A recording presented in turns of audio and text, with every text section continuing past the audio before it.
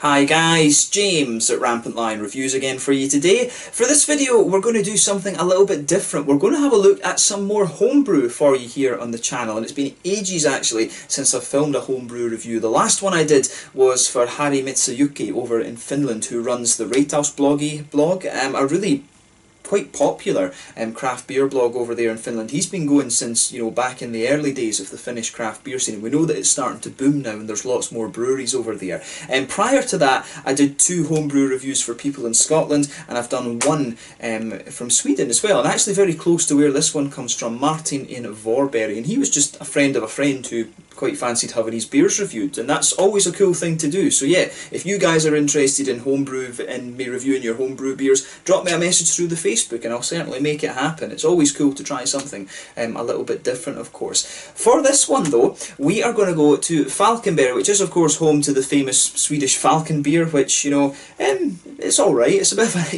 it's in terms of a macro lager, it is okay, but hopefully we've got something a little bit better for you here. For this review then, we're going to have a look at some beers very kindly sent to me by a guy called Frederik Winkvist, and he is a software engineer.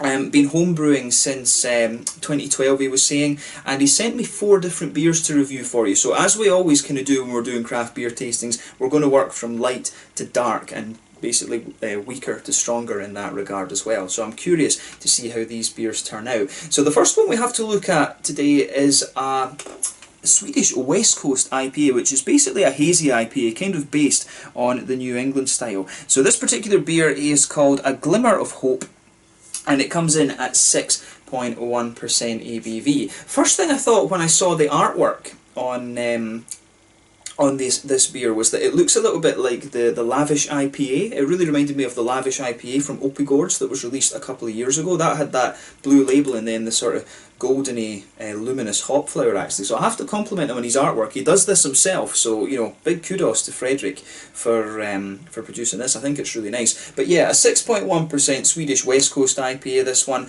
The malts in this are Maris Otter, Extra Pale, Pilsner, Flaked Oats and Torrefied Wheat, and it's also got Citra, Mosaic and Victoria's Secret in it as well. So he said that in these letter, he gave me a letter along with these. I've got it here.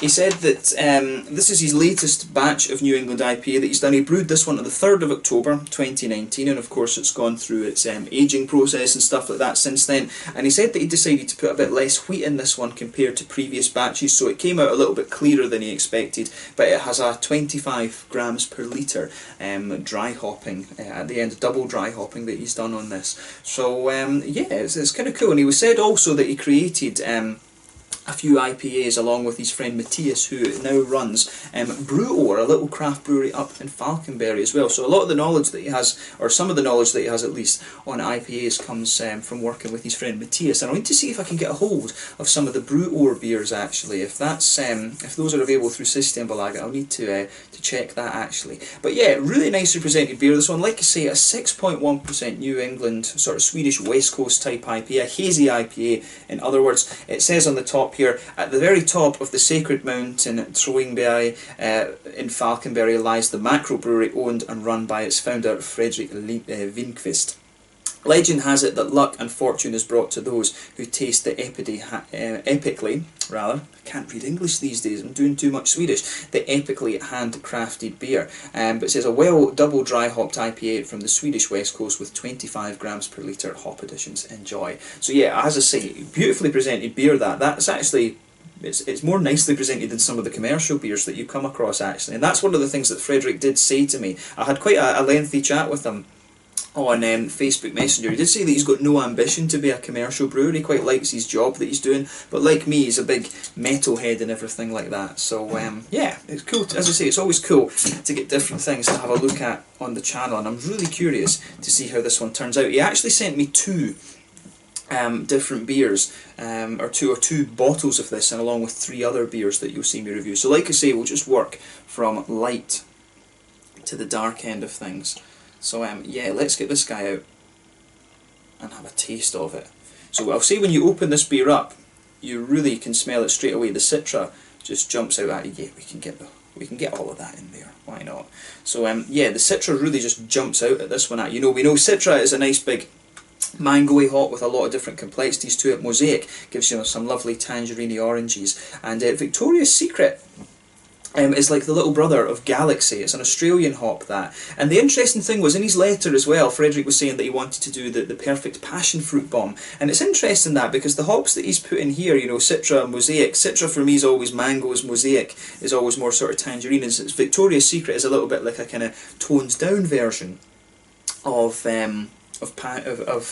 Galaxy, if you like. If you want passion fruit, for me, you always go for like for example, Idaho 7's got a big passion fruity thing. That's a new one that's coming in, and you've also got Simcoe and Galaxy itself. So I'm curious as to why he's using the other ones, because this one, to me, with the hops that are in this, I think this will be a good balance between a sort of orangey and more tropical leaning IPA, this one. But yeah, we'll taste it and see how we get on. Like I say, it's always cool to try different things. So as you can see with this beer, it really has poured. It's poured that lovely bright yellow that you expect of, like, you know, an Orangi Amazing Haze, these kind of typical Swedish West Coast IPAs. You could see there was a solid 2/3 or half of a finger of a frothy white head on this one. I would say that it's perfect white. It's not even kind of off-white or anything like that. But if I put my fingers behind the glass, you can see there is, you know, it's not the murkiest and gloopiest beers that you're going to come across. But this is typical for the Swedish West Coast IPAs. They're hazy to this sort of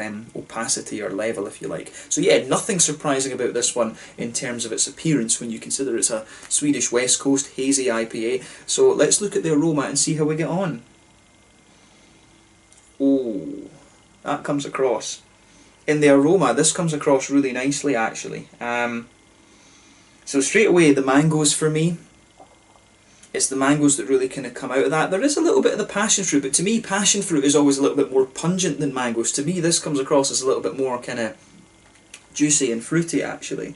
But yeah, definitely some nice kind of orangey notes, tangerine notes from the Mosaic in there. And the Victoria's Secret, you can smell a little bit of that darker tropical fruit in there, but I mean, if you swapped Victoria's Secret out for Galaxy, I think, you know, you'd get a good bit more passion fruit out of this one. Usually it's 2 or 3 hops that are added into these New England IPAs. I'd be curious to know which one of them is actually the bittering hop, or if he's used a different hop for bittering, but I'm guessing he would have listed that, actually. But yeah, I mean, this is a really nice... the aroma on this is absolutely lovely. The hoppy side of things is nice. In terms of the green side of the hops, there is a bit of floral character there, but for me it leans a little bit more towards the kind of lighter grassy side of things. But mainly on the hoppy side of this beer, it's fruity and juicy, and it's a little bit grassy, and that's exactly what you'd expect. There's a teeny little bit of earthiness as well, which is the Mosaic that usually gives you that. But yeah, the aroma of this is lovely. Malty side of things, a little bit biscuity, but mainly quite smooth, and you can smell the creaminess of the oats in this one, actually. So there's white bready notes in there. I'd say it leans more towards the oaty side of things, though, and there's a wee touch of a kind of biscuity sweetness in there as well. But you know, so far in terms of appearance and aroma, you know, the thing I always like to do with the homebrew beers is compare them to commercial brewers. Even though Frederik says he doesn't want to be a commercial brewer, I think that's a good way to kind of judge homebrews, compare it to what is actually on the market. But in terms of aroma and appearance, you know, it fits the bill in those two categories. So yeah, let's have a taste of this one then. So this one is a Glimmer of Hop, a Swedish West Coast IPA. It's 6.1% ABV from Frederik Winkvist, homebrewing up in Falkenberg in Sweden. Thank you to Frederik for making this homebrew review possible. As I say, always cool to try different things. Let's get stuck into this one. Sláinte, skål.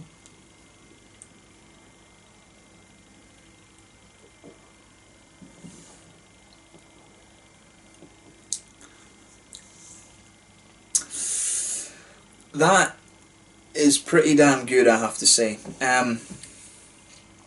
You know, this beer is not going to look out of place commercially at all. You know, that's up there easily with, you know, the kind of stuff you're going to get from like Stigbergets and OO and all of these kind of things. It's easily as good as that. In fairness, it actually reminds me of a good few of the beers that I've had out of Malmö Brewing Company. As I've told you before, Malmö Brewing Company is probably my favourite craft beer bar that I've come across in Sweden so far, probably along with Brewer's Beer Bar up in Gothenburg, actually. But you know, you could sell this beer in in Brewer's Beer Bar or in Malmö and tell me that this one's either from Dugges or it's from it's from Malmö Brewing Company or something like that, and I'd believe you. I really would. This is a solid like New England IPA. This one, I would say. Well, I'm saying New England. I keep saying that. It's a solid kind of hazy IPA. I mean, the main difference, I guess, between the sort of Swedish West Coast IPAs and the New England ones is the New England ones are a little bit thicker. I think the Swedes tend to like their beer a little bit more crisp, at least with the lighter styles. The rule generally, I'd say in Sweden, if it's meant to be a lager or an IPA, it has to be crisp and drinkable. If it's an imperial stout, it can be as thick as you want. So yeah, that's an interesting thing to talk about these beers. But I mean, this is really pretty damn good. Actually, I've homebrewed a few West Coast IPAs. I've never had a go at the New England ones actually, and the more hazy IPAs. But to me, this is really damn good. So big thumbs up to Frederik for this. He's pulled off an absolutely solid beer that would sell pretty well through Systembolaget. Let's just say that.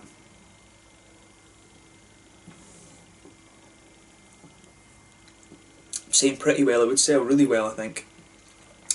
So yeah, I would say, in some ways it feels it's kind of interesting, because I always think that the commercially like canned beers and bottled beers, they taste and they feel a little bit different from, say, the ones that you'll get from the brew pubs like Malmö Brewing Company, and this one's a little bit in between actually. There's just there's a mix between a sort of commercial brew and sort of, well, it's probably they're both commercial brews, but there's a little vibe about between this. It feels in some ways almost like it's come out of the tap, and in some ways out of the bottle. It's well balanced that way. The mouthfeel of this is really well balanced. But let's try and talk about the flavour now.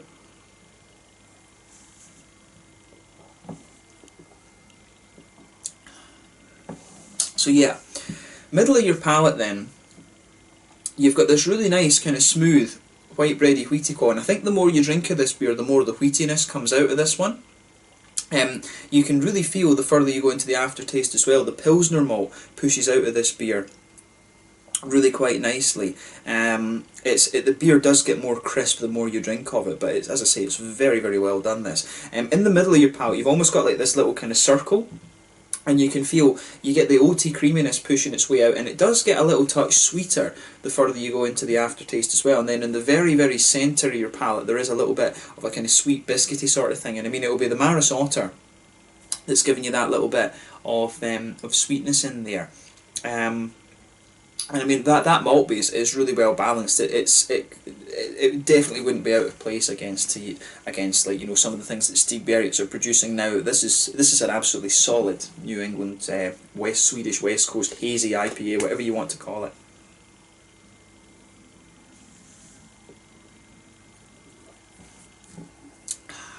Beautiful beer, yeah. I'm finding as well that when you take it in, it does have a little bit of bite to it. But then the further you go into the aftertaste, your palate, I just find, kind of wettens a little bit. And then it starts to become a little bit more juicy, and you get more of the oaty kind of sweetness coming out of this beer. It's a beautiful beer, this. It's awesome. As I say, this as a commercial beer, this would sell really damn well in Systembolaget. On the hoppy side of things then, back corners of the palate, you've got a nice little bit, there is a little bit of earthiness there, as I told you earlier. That will come from the Mosaic. Mosaic always gives you a little bit of earthiness, but as you come further forward along the sides of the palate, it's smooth. It does smoothen out a little bit. You get some nice floral aromaticity out of the beer. I'd say it's almost a little touch kind of spicy as well, and I remember Victoria's Secret having a little bit of that spice to it, but all three of the hops in this are going to give you a degree of that floral aromaticity, and then round the front curve of the palate, it's just that little bit lighter and grassy, and then behind the front curve of the palate, of course, that's where you get the oily bubble, where the fruity, juicy esters push their way out of the beer. And let's look at that now, actually.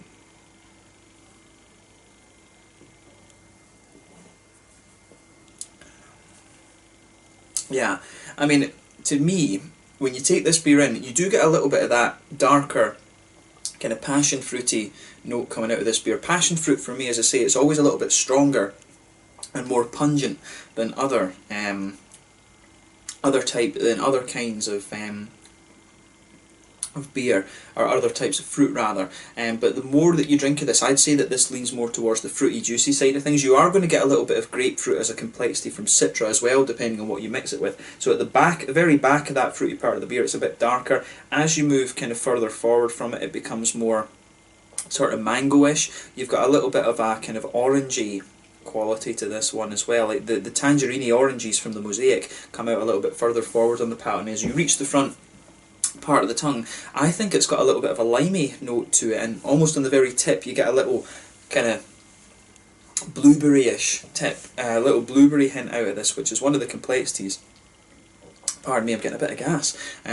It's one of the complexities that you can get from Mosaic actually. But I mean, in terms of the flavour of this beer, like I've repeated, this one would do really bloody well in Systembolaget. So you know, you can take. I take my hat off to Frederik. He's pulled off a really, really nice homebrewed beer here. That's awesome actually. And I think it's really well balanced actually between the more citrusy side of things and the more sort of tropical end of the spectrum as well. I mean, it really is just beautifully balanced actually. So keep, you know, I could see this beer doing very well. I've said that a few times, and it really is very nice. The yeast strain in this one, incidentally, is Y yeast 1318 London Ale. And the London ales, London ale yeast, they're quite popular. I mean, amongst the likes of Cloudwater and Wylam and all of these kind of guys. And I know that some of the Swedish breweries like Stigbergets now, they've got Ollie Banks who used to work for Beavertown. A lot of them you know, quite a few of their beers are using London ale yeast now. So this one, in a lot of ways, it does remind me of some of the stuff you're getting from Stigbergets actually. So it's a solid beer, this, and you know, it's awesome. In terms of the mouthfeel, it's you know, it's quite a mid-bodied beer, this one. I'd say it's more at the bottom end of mid-bodied. The carbonation does have a little bit of crispness to this one, which is nice, and I think the Pilsner malt is really helping with that as well. Maybe that little bit of a crisp thing, and that really is one of the main differences between, you know, a sort of regular New England hazy IPA and the Swedish West Coast ones. The Swedish West Coast ones do have a little bit of that almost lager-like drinkability to them. So you've got a nice degree of crispness to this beer as well. So mouthfeel overall, I would say that it's got a balance between smoothness, wetness, and crispness. It's really well done in that way. In terms of IBUs and hoppiness, what would we say with this?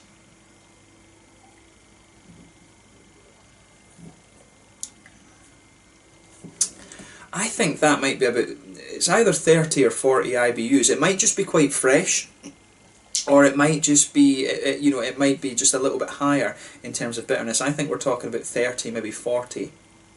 30 IBUs I think is more likely, 40 an absolute push with this one, I would say. It's got a really nice balance to it, but then again it could just be fresh. It's got a lovely fruity juiciness to it, this beer. It's got a little bit of an oily character to the fruity side of things too, which I think is nice. And the malt base has a really good balance between the crispness and the smoothness, and also just a little touch of sweetness there. The things that really linger into the aftertaste with this one are the fruity juiciness, some of the oaty sweetness, and a little bit of the sort of grassy floral aromaticity. But overall, that's a beautiful example of the Swedish West Coast IPA, and it would do it very, very well in Systembolaget, I'm sure. So yeah, let's leave it at that for this one, and we'll have a little look at one of the stouts now. He sent me 3 different stouts, so we'll do it the way I said. We'll start from the weakest one, and then we'll gradually build it up to kind of stronger and more complex. So I'll catch you in a second with the next beer. Cheers. Alright then, so let's crack on with the stouts, but as you can see I'm a little bit more fresh-faced in this portion of the video because unfortunately I wasn't able to film the stout reviews before I went off to Japan, but you know, stout beers will keep for quite a long time, so it's obviously all good. I did actually try the second bottle of IPA that Frederik gave me as well, and it aged, you know, well I say it aged, it was in the bottle for 6 weeks. It still turned out pretty damn solid after 6 weeks as well, a little bit more weight and juicy actually. But let's have a little go at the first of the 3 stouts that he sent me and see how we get on. So basically, over the next couple of tastings, what you're going to see are two versions of a stout that he calls the long boiler, and this is one that he made as a predecessor to that, basically. So it says in here that this one was brewed on in January, and he has the date on here. This one was brewed on the 26th of January 2019, which apparently is the annual Swedish Homebrewing Day, which is pretty cool. But this was boiled for 1 hour, doesn't contain any lactose. The other beers that we'll try later do have lactose in it, and it's got a little bit of vanilla too, so a slightly different recipe from the long boiler ones that we'll try in the next tasting sections. So yeah, just a 7.4% imperial vanilla stout, this one, I guess. I'm not 7.4%. I've always felt the border is 7.5% from an imperial stout, so we won't nitpick with this, I'm sure. Going by the IPA, I think this one will be a very nice beer. So let's get this one out as well, have a taste of it, and see how we get on. Really curious to see how this turns out, actually. You know, as I say, Frederik's IPA, you know, it is better than some of the ones that you'll find commercially, actually. So let's just see how this stout turns out. A little bit of activity there. We'll leave the last third or so of it in the bottle and just taste the first kind of 2/3 of it. So as you can see, this one's poured a lovely dark ebony rosewood colour. What I'll say about this one is if you hold this up to the light, nothing comes through it. So for 7.4%, that's pretty impressive, because usually you will get a little bit of a kind of mahogany Coca-Cola coloured edge to the beer, but there's a solid 1.5 fingers of a frothy, I would say medium tan head on this one. You will get tan heads that are a bit darker than that, 1 or 2 big bubbles sticking towards the side of the glass, and a few little ones just heading up towards the bottom of that head there. But I mean, overall, it does kind of look pretty much as you'd expect from an imperial stout. So yeah, let's look at the aroma of this guy and see how we get on then. Oh, that's interesting. To me, this one has quite a bit of it actually has quite a bit of like woodiness and kind of toasty brown sugar to it. That's really interesting.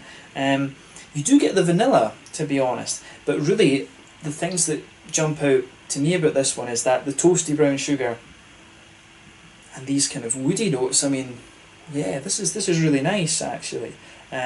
He said there was no lactose and stuff in this one, and it's only boiled for 1 hour. So I mean, that's the other thing. One of the things with a lot of imperial stouts, I think they are brewed. You know, they are boiled for, you know, a good 3-4 hours. I think, you know, quads and barley wines and stuff can be brewed up to that kind of length of time. But the aroma of this is very nice. It almost has a bit of a bready element to it. There's some nice woody notes in there. Toasty brown sugars, like I say, almost like a kind of sugar caney type thing, to be honest with you, like a very toasty McVitie's digestive biscuit, something like that. This is definitely one of the more biscuity stout beers that I've come across in quite a long time. But when you take the aroma in a bit more deeply, that's when you get the vanilla. So it's almost like a very biscuity vanilla. It's almost like a cookie, almost like sometimes you put vanilla essence in cookies, and it almost comes across a bit like that, but it does have a bit more of the kind of McVitie's digestive vibe to it. That's quite interesting. Yeah, it really has a sort of almost chocolate chip cookie base to it. It's kind of interesting. Yeah, so definitely there is a bit of chocolate to this one as well. It has got a little bit of a kind of sweet, milky chocolate note to it, but that'll be the lactose that's making it seem a little bit more milky, of course. But I don't get much in the way of a kind of higher cocoa dark chocolate vibe out of this beer. There's a nice smooth earthiness in there as well. You've also got some you've got some lighter kind of grassy notes from the hops too. But I mean, when this has been in the bottle for pretty much a year, actually, it's only 2 days younger than being a year old, actually, because I'm filming this on the 24th of January 2020. But the aroma of that is very nice on the fruity side of things. It's got a little bit of a kind of blackcurranty blackberry sort of thing. I would be wondering if there's a bit of Williamette in here, because it is a little bit like that. So that's a very popular hop to use in imperial stouts and things in the States. But I mean, likewise, it could be, you know, the other things that come to mind would be Northern Brewer or Bramling's Cross from England. Those could be the other things, but it's got a kind of blackberry-ish, blackcurranty, and it's almost got a bit of a juicier kind of red figgy note to it as well, this one, to be honest with you. I would be curious to know what hop is in that. I don't think he said exactly what hop he'd used in it. No, he didn't. But yeah, let's have a taste of this one then and see how we get on. So this one is just simply called Imperial Vanilla Stout, 7.4% ABV from Frederik's brewer. Let's have a taste. Slanja, skål.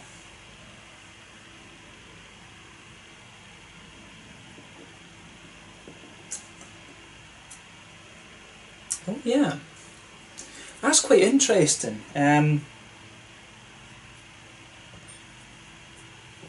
First thing that strikes me about this one is this is quite dry. It really evolves to be quite a dry stout, this.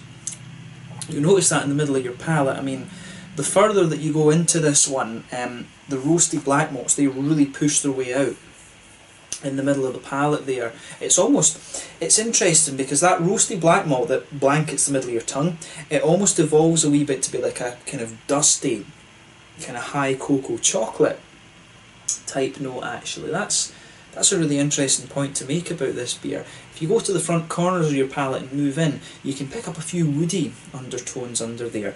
And again, you know, as this flavour progresses a little bit, it becomes like a very well-fired kind of bread crust as well. This is definitely one of the drier stouts that I've come across actually. I don't think it almost comes across as like dusty in the malt base. Like I say, roasty, toasty bread crust, kind of, how do you say, like a sort of dusty, it's the same kind of consistency as the powder that you use to make hot chocolate and things. It's a little bit like that, except it's very dark, roasty, toasty kind of black chocolate that you get out of this. It's a really interesting kind of, I find this to be a very dry stout actually. I like that about it though.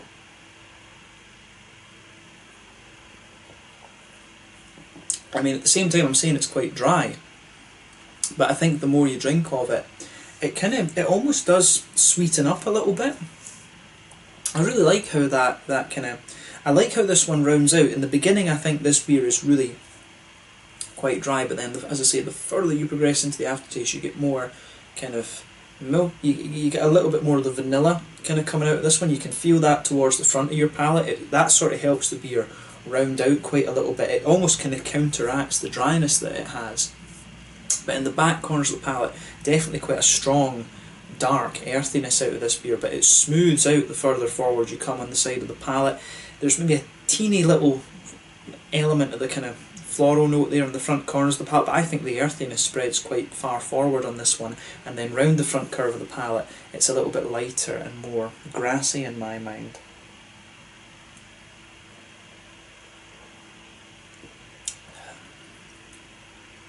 But yeah, the fruitiness is actually a little bit less complex in this one than the aroma was making me think. It's quite sort of straight up. I like the way the vanilla pushes forward in this one. You can just feel the vanilla creeping forward a little bit with this beer. But as I always say, behind the front curve of the palate, that's where you get the fruity esters kind of rolling out of the beer. For me, it's very much a kind of blackcurranty, blackberry sort of thing, very, very light, maybe even a little touch figgy in the very centre of that front part of your palate. But I think overall, to me, this one comes across as quite a dry, almost dusty, roasty black malt, kind of toasty bread crusty type stout. It really strikes me as being kind of similar to that, to be honest. Saying similar to that, that's bad English. I'm saying that's how it comes across to me. I find this quite a dry one, but I like the aftertaste you get out of this one. That to me, it's this beer is a little bit more about the aftertaste. He said this is one of his early iterations, and I mean, if you're brewing that as you know, an early kind of prototype, you know, it's promising signs. I think I really like. For me, this is definitely one of those stouts that's a bit more about the aftertaste. This is a sipper that you take little bits of and you enjoy the aftertaste in my mind, but quite a dry stout overall, I think. So yeah, in terms of the mouthfeel then, that really does sweeten up and get a bit more juicy the further you go into the vanilla, and the fruity flavours really linger there, but some of the dryness at the back of the palate as well. But mouthfeel wise, this is, I think, at the top end of mid-bodied, bottom end of full-bodied. Carbonation is fairly smooth. I'd say that overall it's quite a smooth stout, but it does have a degree of kind of, it almost comes across as being a very little bit creamy from the vanilla flavours. IBU's bitterness in this, that's got to be at least a 7. I think that's got to be about a 70, maybe a little bit less, 60, 70 IBU stout. I think it's kind of up there, but the malt, I think the roasty black kind of malt qualities in this give it a little bit more of the kind of dry bitter quality that you'd expect. But it's got some lovely juicy fruitiness to it, some smoothness and sweetness from that malt base as well. But to me, this is quite a dry stout, but it really sweetens up a little bit the further you go into the aftertaste. A really interesting one to try, I have to say, and if this is a kind of early iteration, I do look forward to these two, what they call the long boiler stouts that we've got coming up. So let's leave this one at that, and we'll pop on to the last two. I'll catch you in a second. Skål. Right guys, let's have a look at beer number 3 then from Frederik. So this is the first of 2 different versions of his long boiler Imperial Stout that we'll taste. This one comes in at 11% ABV, and he's describing this one simply as an Imperial Vanilla Stout, but he also speaks a little bit about this particular beer style in his letter that he sent me. So it says, on a couple of occasions during the past year, I've been collaborating with 2 of my friends, Stefan Johansson and Daniel Svanefors, to create an Imperial Stout. The long boiler shipped in this package is the latest project, which comes in 2 flavours, one with vanilla and one with coffee, vanilla and bourbon oak. It's the same beer with 2 different finishes, and both of these contain lactose as well, which he says he forgot to put on the label. But apparently for the vanilla one, he's using bourbon vanilla beans, and apparently the boil for this particular stout is 5 hours to give it a thicker mouthfeel. So I'm really curious to see how it turns out in this one, because the last one we tried, of course, was just simply a 1 hour boil actually. But you know, on the basis of the 2 beers I've had so far, I think this one might be a little bit special. We'll need to see. But the malt base on this one, apparently, what is that? Is that 8 different types of malt? So it's Maris Otter, which we know is quite a well-known English malt, Crystal ATL, Special B, Flaked Barley, Flaked Oats, Carafa I.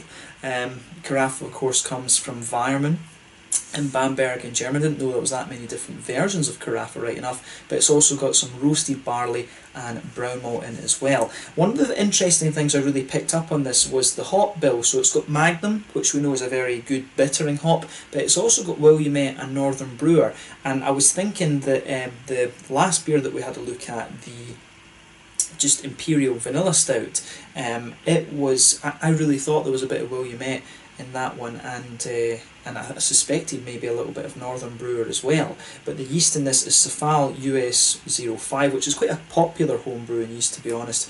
But you know, this one, I really like the label on this. This really reminds me of vegan black metal chef. I spoke about how the glimmer of hop, that really reminded me of the lavish IPA from Opigorz, but this one really reminds me of vegan black metal chef. If you haven't seen that channel, you really need to watch it. It's this guy in America who he makes food videos with ridiculous knives. He talks about sacrificing his tofu to the flames of eternity for about an hour and things like that. Smoothie Slaughter, I remember, was one of the names of the videos as well. So yeah, the artwork on this, it's very black metal, and yeah, Frederik and I both, of course, are metalheads right enough. But on the side here it says, this Imperial Stout is the result of a collaboration between the 3 friends, Frederik, Stefan and Daniel, who were destined to craft the most delicate beverage known to man. As the name suggests, this beast has been boiling for no less than 5 hours, making the perfect meal for champions. Aged with bourbon vanilla beans,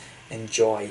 An Imperial Stout at 11% ABV. And you know, like I've told you before, Frederik, his brewery isn't commercial, but you know, the artwork on that is pretty impressive, I have to say. You know, it is quite He is into his programming and things like that, but you know, the graphics on that I think is pretty damn impressive. Like I say, this one really reminds me of Vegan Black Metal Chef. It's a plain gold crown on this one, of course, green, not gold. But let's get this guy out and we'll get on with the tasting there. An 11% Imperial Stout. I think this one will be a little bit of a monster as well, but we'll see how we go. Pretty full to the brim as well, so nothing wrong with that. I think that'll be the moment. That'll be it for the moment, because I'm going to share this one with my friend, of course, because we're quite interested to see how these beers turn out. But as you can see with this, and you know, as you would normally expect from an Imperial Stout, this one again has poured a lovely dark ebony rosewood colour. You can see there's about a 1/3 finger of a frothy white head, but not a white head,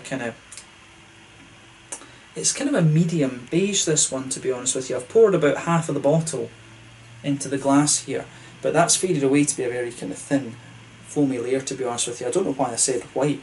Brain's not working in this video.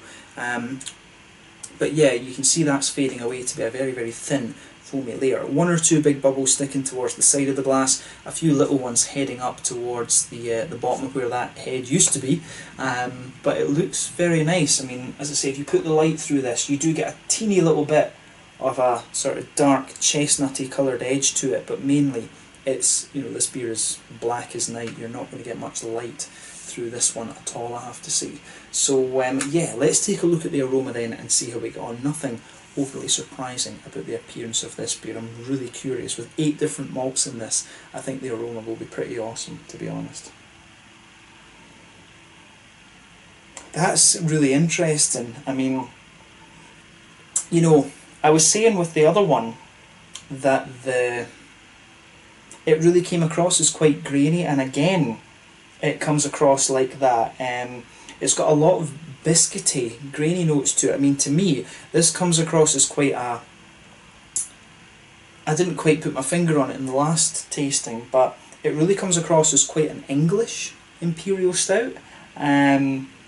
It's very well balanced in that, though. I've always said that English beers are a little bit more grainy, and you definitely get that out of this. You can smell some of the roasty black malt in there, but this one smells like it's... this one to me comes across as being quite treacly and molasses-like. Definitely some bready notes. There is a bit of that bread crusty note in there. When you've got Carafa in the malt base of this, that's what you're going to get. And that, to be fair, is probably what I was picking up in the last one, because Carafa is very distinctive for having the aroma of being almost coffee-like, but it's like a very, very well-fired bread crust. And you can pick that up in the aroma here straight away. But it's really biscuity. This one, to me, there's a good bit of a treacly brown sugar to this beer. You get the lighter biscuity McVitie's digestive notes. This one isn't quite as sort of Werther's originally and butterscotchy in my mind. I think the vanilla takes a bit of a back seat, to be honest with you. There's definitely some woody undertones to this one. It almost comes across as being a little bit nutty, which, in fairness, when you've got 8 different types of malt in it, that kind of makes sense. Crystal, of course, it says that, yeah, there's crystals in this one. Crystal malt I've always found is quite biscuity as well. So if you've got Maris Otter and Crystal in this one, you know, I think you are going to get a little bit of that. The oats will smooth the beer out quite nicely. The brown malt, I guess, might have a wee bit of brown sugar to it as well. But to me, it's a very biscuity and treacly Imperial Stout. This, I really like that aroma, actually. To me, compared to the commercial beers that I've had, this is very unusual. But I do like it. I like how it goes together. It almost smells a little bit sugar caney. It's almost got a little bit of a kind of rummy type quality to it as well, but not quite as bright, if that makes sense. Definitely a little bit more treacly, like a well-aged rum, to be honest. But yeah, I don't think the vanilla is overly prominent in the aroma there, but maybe it comes out a little bit more in the aftertaste. To me, this beer's a little bit more about the brown sugar, I think. But I like that the way the malt base comes out in this. Make no mistake about it, it really is very, very nice, I have to say. On the hoppy side of things, again, there's a little bit of earthiness there. There's a wee bit of grassy quality to it too. Teeny little bit of floral note, but mainly grassy and a little touch earthy. Fruity notes, You can pick up some nice juicy blackberry notes in there, a little bit of a kind of thicker plummy note as well. But you know, when you've got Williamette and Northern Brewer, Williamette's going to give you the more blackberry, blackcurranty notes, and I think Northern Brewer is going to give you like the kind of plummy and figgy type qualities, and you can get both of those in this one, in fairness. It's maybe almost just a little teeny little bit phenolic, but yeah, mainly quite juicy and berry-like. The aroma of this beer, I think, is absolutely lovely. The vanilla, for me, you can pick it up if you look for it, but that's not the thing that strikes me about this. So, like I say, brown sugars and the biscuity elements of it, to be honest, but the aroma excites me quite a bit. So let's have a taste of this one then. So this is one of the versions of the Long Boiler, an Imperial Vanilla Stout at 11% ABV from Frederik up near Halmstad. Let's get stuck into this one. Sláinte, skål.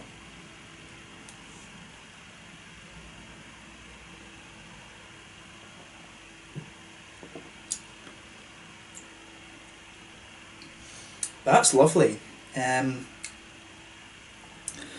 That really is a very impressive beer. I've just had one sip of it, but you know, when you get beers like this, you're just like, damn, that's really damn impressive actually.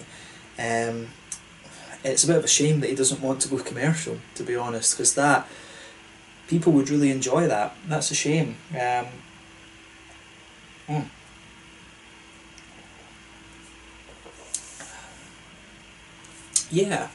The vanilla definitely comes out more in the flavour of this, and it's very well balanced with the brown sugary notes, I think. This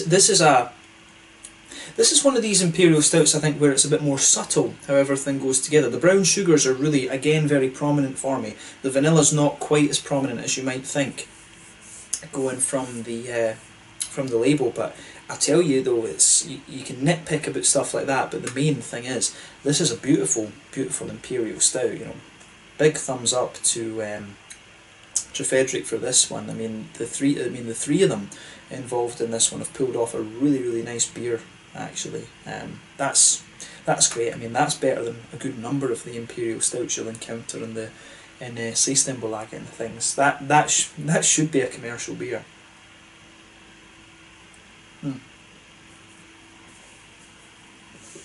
So yeah, let's try and break this one down then.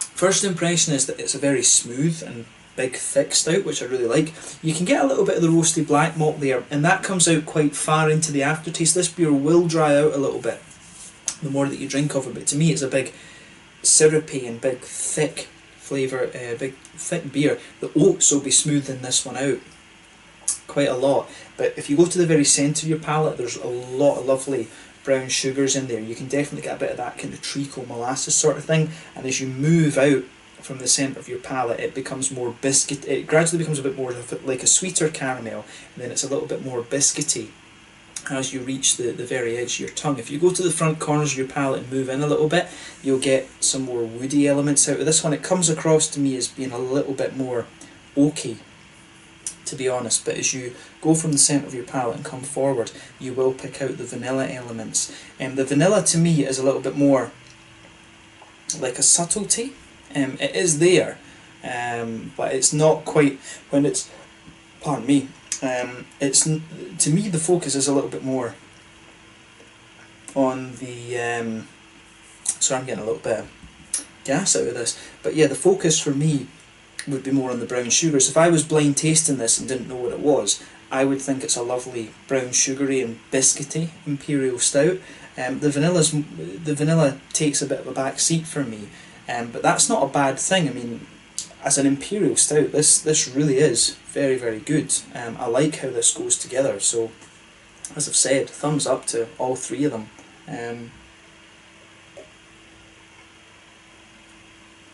Yeah, you'll find commercial breweries putting out stuff that's nowhere near as good as this, to be honest with you. I really like that. I like the way it goes from being very thick and brown sugary in the middle, and it just makes that transition. Gets sweeter, more biscuity, and then you've got the nice kind of smooth undertones to this. You can really pick out the oaky notes in there, and maybe the further you go into the aftertaste, you get a little bit of the carafa coming out, that kind of toasty bread crusty note, but the woody notes, the oaky flavours come out a little bit further into the aftertaste as well. If you go to the back corners of the palate, some of the darker earthiness in there, I think that'll be the Magnum. And I think Williamette can give you a wee bit of that as well. You can pick out the darker earthiness in the back corners of the palate.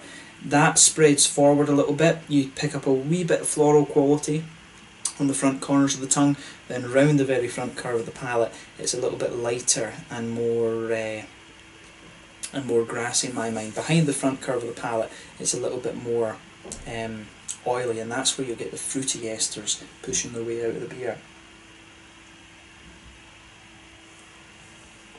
And for me, when you take this one in, it actually comes in a little bit sharp. It's a little bit plummy and raisiny and stuff, and I think that's more the Northern Brewer, which is the German hop.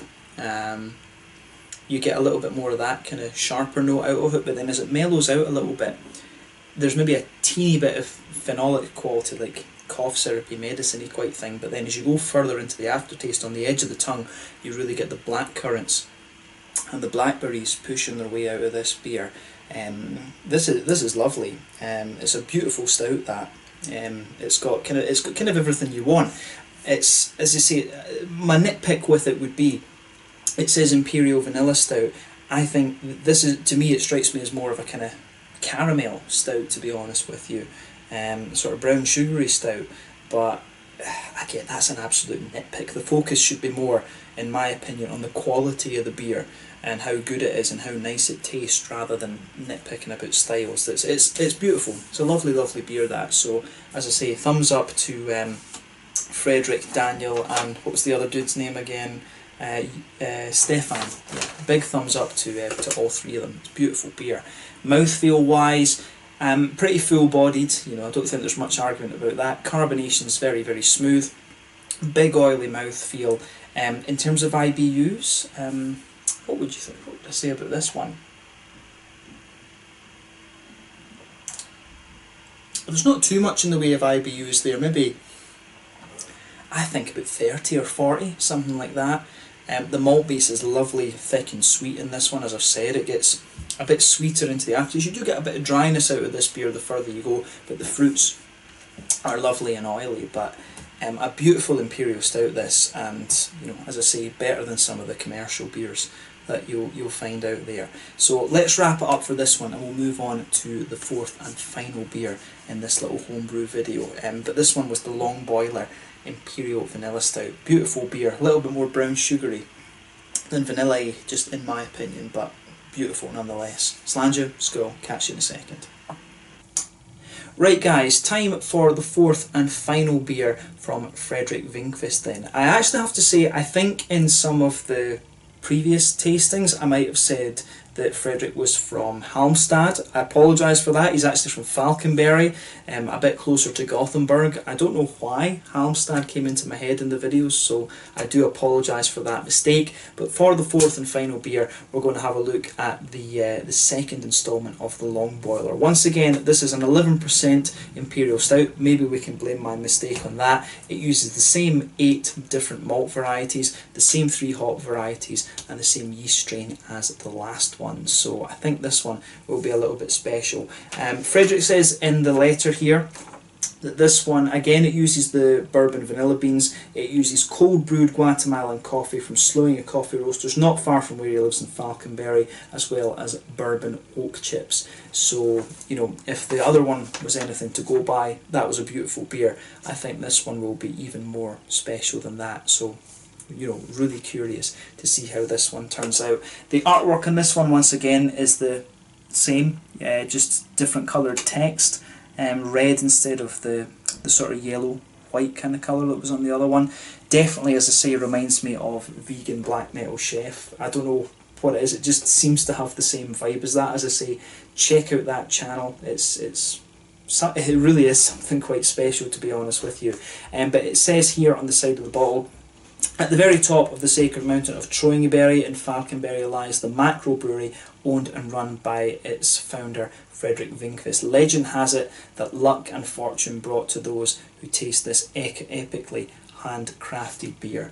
So yeah, as I say, the label artwork on this, it looks very, very professional, very much like Vegan Black Metal Chef, as I say, and this one has a sort of bronze coloured crown on it. So yeah, without further ado then, let's have a taste of this one and see how we get on. Guatemalan Coffee Vanilla Imperial Stout. I think this will be pretty damn special. As I've told you in my kind of commercial beer reviews, if you can say that, I've been really getting into my coffee stouts recently, mainly thanks to Dougus Brewery. And I have to say that Morley's Brewery up in was it Eskilstuna rather? I was thinking Västerås, but no, they're from Eskilstuna. Morley's Brewery really have some very good coffee stouts, I have to say. So yeah, I've really got into this style over the last little while, and the coffee beans, they can add so much variety and diversity to your beer. It's all about the height above sea level that they're growing. They call it mazel, so meters above sea level. Apparently if you grow your coffee beans above 2,000 meters above sea level, they demonstrate some really fruity and aromatic qualities. So yeah, there's a lot of diversity can be added to imperial stouts on the basis of coffee beans. So yeah, as you can see, and as you would expect from an imperial stout, again, this one's poured a lovely dark ebony rosewood colour.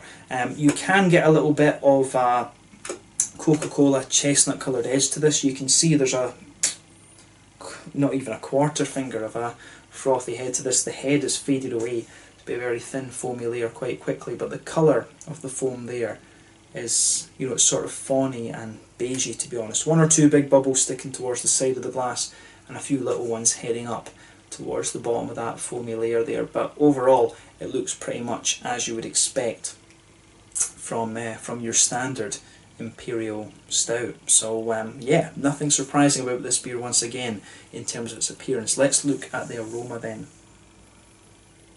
Oh yeah, this one, compared to the other two stouts, this comes across as a lot smoother. It actually doesn't come across as complex as the other two did. Straight away you can really pick out the smoothness of the coffee there, and as I say, coffee can have a lot of different elements to it. There is a little bit of a subtle aromaticity, but to me the coffee comes out as being very, very smooth and light. It's almost a little touch citrusy as well, but the coffee really dominates the aroma of this one. Compared to the last long boiler, this beer, it comes across as being a little bit less pungent, to be honest with you. That's interesting actually. I thought this one would have come across as being very infused with the bourbon oak chips and things added to it. And in fairness, you do get a little bit of that in the background. You do get a little bit of that kind of underpinning the beer, but really it's the coffee that dominates here. You really get some of the nice oaky notes underneath. There's a bit of vanilla in there, obviously. The sweetness comes out towards the front of the nose, but the coffee beans, the smoothness, it's a smooth roast, definitely a little bit floral, even a little bit citrusy I would say, but otherwise very, very smooth and kind of earthy, to be honest with you. There's a little bit of fruitiness out of this one, kind of more blackberry-ish and blueberry-ish. Blackcurranty rather than blueberry-ish. Blueberries are a little bit more tart, in fairness. But yeah, a little bit of a kind of dark fruity note to this one. Some earthy hops and a little bit grassy too. I don't find this one, oddly enough, I don't find this one to be as complex in its aroma as the other one was. I think that the coffee beans really dominate the aroma for me, and the coffee bean in itself is quite it's not the most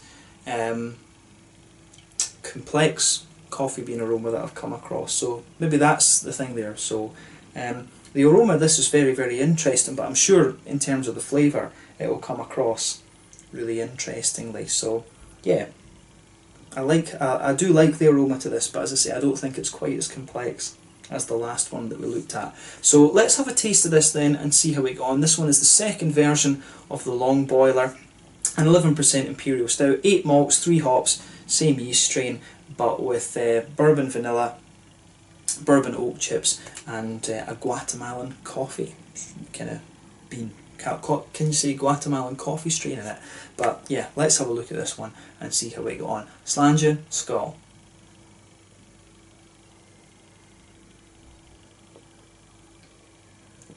Yeah, yeah.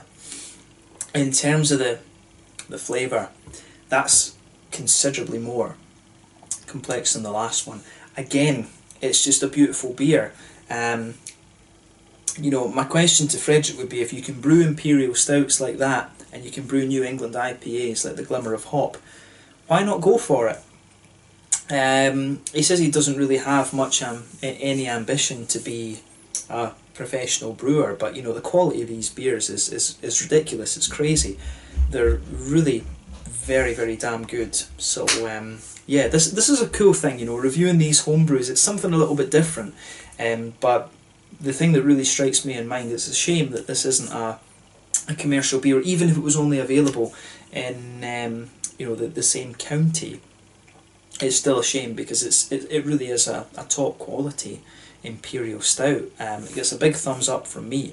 This, you know, it depends what you like. You could really choose between this one and the other long boiler, but I think this beer might be the pick of the bunch, to be honest with you. And that's not to take anything away from the other beers, but you know, this is great. I love this.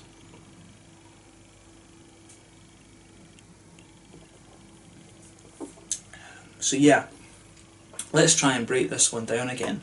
To me, this is the smoothest of the three stouts. Straight away you get that lovely smooth oaky quality there. You can really feel that. This beer to me comes across, if you move further forward on the palate, the vanilla really sticks there, but as I was kind of picking up in the aroma, the coffee notes, the beer will dry out a little bit inevitably as you go further into the aftertaste, but the coffee that's in this strikes me as being very, very smooth. It's just got a lovely, very light, earthy roast to it. The further that you go into the aftertaste, you might get some of the aromatic and kind of citrusy notes out of it.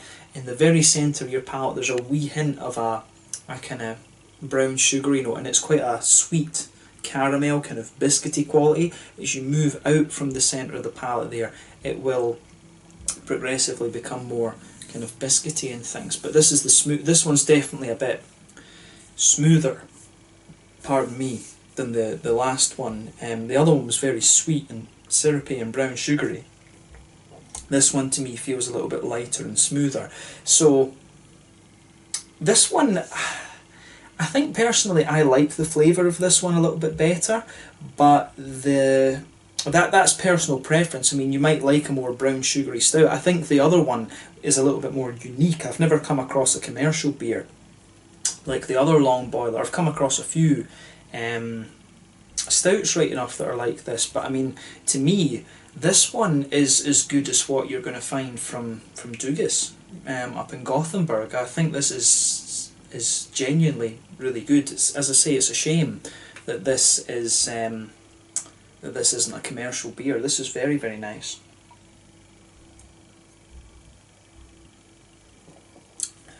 I like that. It's really good. I mean, this one, it reminds me of, you know, the one from Mooley's or some of the ones you'll get from Dugas. It'd be interesting to try it. That coffee strain that they've used in there, I don't know if I've had a Guatemalan coffee stout before. I think the ones that I've had from Dugas have been Kenyan and maybe Ethiopian coffee, or South American of some description. I'm sure I've had one that's a South American coffee. I don't know if that's a trait, if Guatemalan coffee is smoother, but this is a really smooth, really nicely infused imperial stout. But as I say, the thing that really strikes me, it is a shame that this isn't a commercial beer. But like I say, the further you go into the aftertaste for this one, you get the more aromatic and floral elements coming out of the coffee. There's a little bit of that citrusy note there.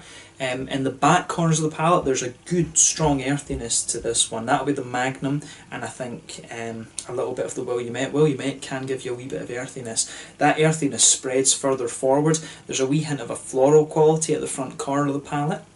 Then as you go round the front curve of the tongue, it is a little bit lighter and grassy. I mean, the hops are pretty much the same as the other long boiler that I tried.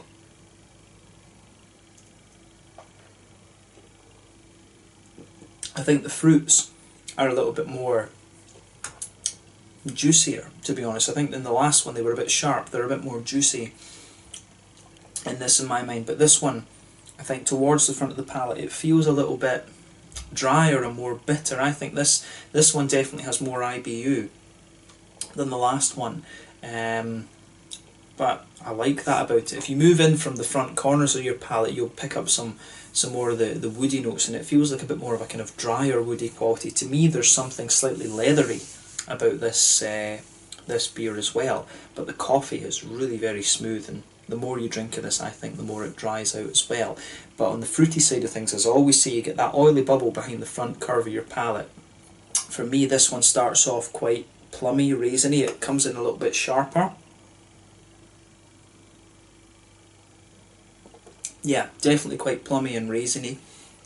Then it smooths out, it becomes more juicy and starts to lean towards the kind of blackberries and blackcurrants that you would expect of the Williamette hop. So I think it starts off more focusing on the northern brewer, the kind of plummy, raisiny, sharper notes, but then the further you go into the aftertaste, definitely more nice and juicy, if that makes sense.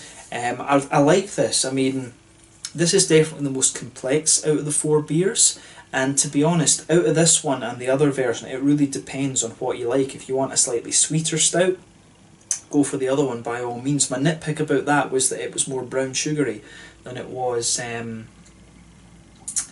vanilla, to be honest. But if you want a more dark roasty toasty, then this one will definitely suit your tastes.